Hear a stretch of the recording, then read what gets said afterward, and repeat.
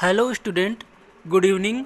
वसंत भाग 2 class 7 chapter 4 के हम क्वेश्चन आंसर इस वीडियो में देखने वाले हैं। चैप्टर का नाम है कठपुतली और इसके कवि हैं भवानी प्रसाद मिश्र।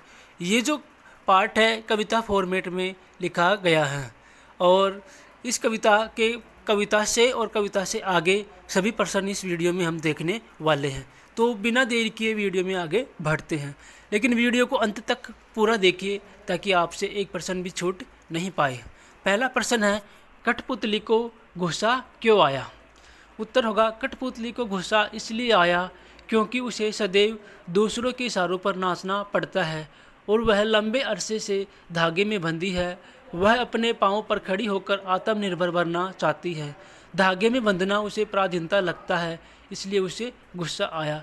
इस चित्र में देखिए आप, एक व्यक्ति धागे से बांधकर एक व्यक्ति को इशारों पे नचा रहा है। ऐसे ही खेल को हम कठपुतली कहते हैं। प्रश्न 2 देखिए इस वीडियो में। बिना देरी किए हम आगे बढ़ते हैं। उससे पहले अगर आपने चैनल को सब्सक्राइब नहीं किया तो चैनल को सब्सक्राइब कर लीजिए और वीडियो आपको अच्छा लगे तो एक लाइक कर दीजिए और अपने दोस्तों के साथ में वीडियो को शेयर कर दीजिए। प्रश्न 2 है, कठपुतली को अपने पाँव पर खड़ी होने की इच्छा है, लेकिन वह क्यों नहीं खड़ी होती? उत्तर होगा, कठपुतली स्वतंत्र होकर अपने पाँव पर खड़ी होना चाहती है, लेकिन खड़ी नहीं होती क्योंकि जब उस पर सभी कठपुतलियों की स्वतंत्रता की जिम्मेदारी आती है तो वह डर जाती है।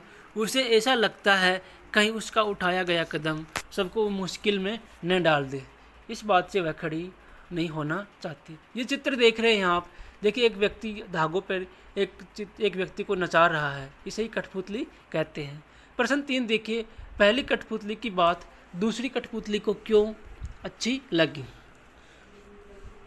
तो कविता में आया कि पहली कठपुतली ने जो मन में सोचा वह दूसरी कठपुतली को भी अच्छा लगता है। उत्तर होगा, पहली कठपुतली की बात दूसरी कठपुतलियों को बहुत अच्छी लगी क्योंकि वह भी स्वतंत्र होना चाहती थी और अपनी पाँव पर खड़ी होना चाहती थी, अपने मनमर्जी के अनुसार चलना चाहती थी। पराधीन गुलाम रहना किसी को पसंद नहीं। यही कारण था कि पहली कठपुतली की बात से सभी सहमत थे।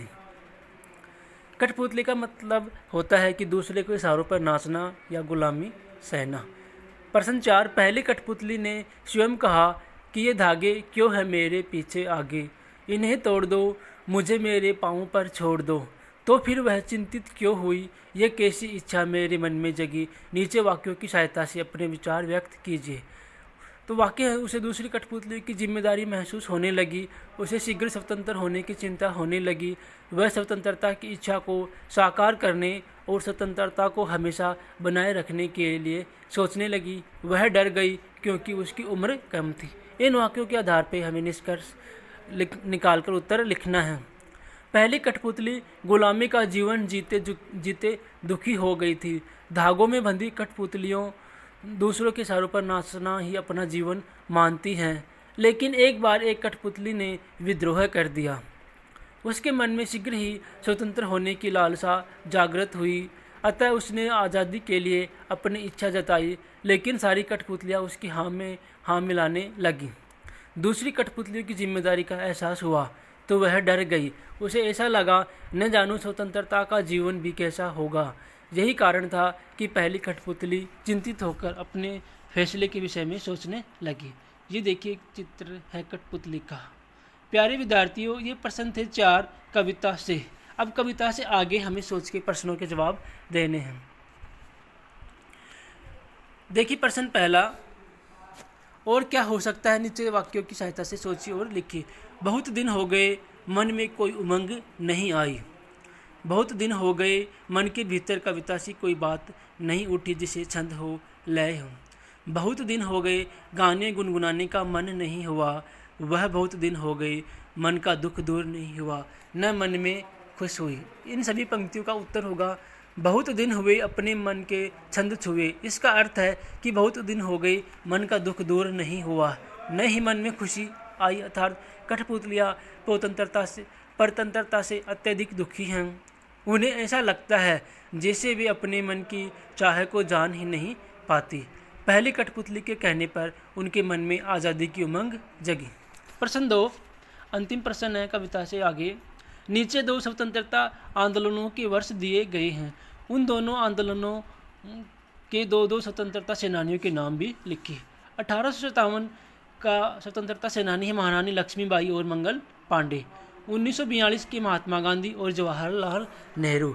ये 2 आज़ादी के लिए आंदोलन, आज़ादी की लड़ाइयाँ, इनको हम कह सकते हैं।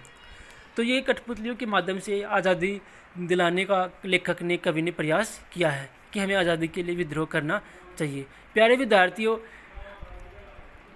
मैंने इस वीडियो में अच्छे से प्रश्नों के जवाब देने का प्रयास किया है। अगर आपको अच्छे लगे तो एक लाइक कर दीजिए, चैनल को सब्सक्राइब कर लीजिए